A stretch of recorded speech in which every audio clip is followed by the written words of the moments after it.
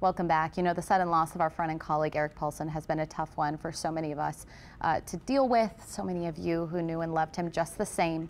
And this morning we are having, someone in who's going to talk about the process of grief and how to handle that in a healthy way. And I think it's a good conversation.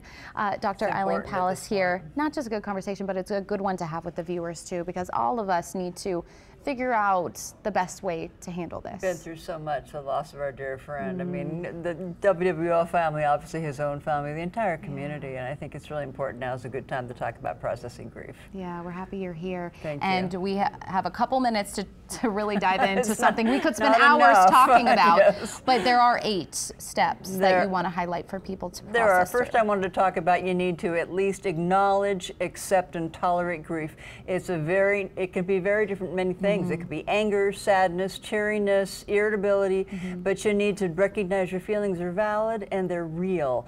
Don't try and stuff them away. It's an adaptive emotion meant to protect you from knowing that this is something you've lost that you love. And I think we've done the next step pretty well this week, at least I feel. You guys have been terrific. Spending time reminiscing. The next one is spending time with people that love them, that reminisce with, and you guys have done such a good job of that, because when you have people around you, it helps you remember you're not alone, that you are part of a community, and that person is still there in that community in the hearts and souls of all of them. Yeah, I think for me, typically, personally, I deal with grief. I've noticed, compared to this, I shut down, I isolate. I've never had to be so public about my grief. And it's been extremely healing. Wow, to bring in other people and share those memories. And then using methods to process, to allow grief because to if you stuff this away, which a lot of people are tempted to do with negative feelings, it's going to cause not only psychological worse, it escalates, but it's also going to cause physiological problems, asthma, ulcers, etc. You want to process this through.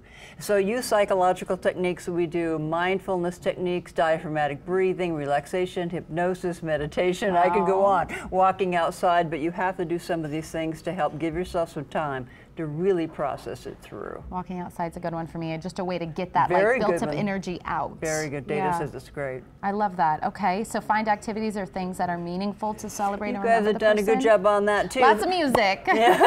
Pick something symbolic that you like to do. I think the parade we're talking about is a good example of that, and so was the second line was beautiful, perfect. Do something, but people also like to maybe wear a piece of jewelry. Sometimes they make a journal, donate to their favorite causes, an animal organization or music organization. Do something, plant a tree is a popular one. They watch the tree grow. Something that you have a constant memory of that person with you. Yeah, connection, and I'll throw that in, donating. If you'd like to. Erik was hoping everyone would donate to the Ella Project or Roots of Music. And then gather, around people to support and listen and people talk. That really know how to listen, which is not automatically a given. So that's a key point. We are social creatures, and we need nurturing, love, acceptance, empathy in order to flourish. And some people are very well-meaning, but they're not really so good at it. And you get the, oh, it's all for the best kind of comment, because they're very uncomfortable with negative, what they consider negative emotions. And so they want to hide from it instead of process it. So find those people who can listen and will listen unconditionally for as long as you need them to listen. And while you're listening, you can celebrate their life. That's step number 6. That's one of the newest things people are doing now, and you guys who did that have done that too. It was to really celebrate. I highly recommend. Really, see, it works.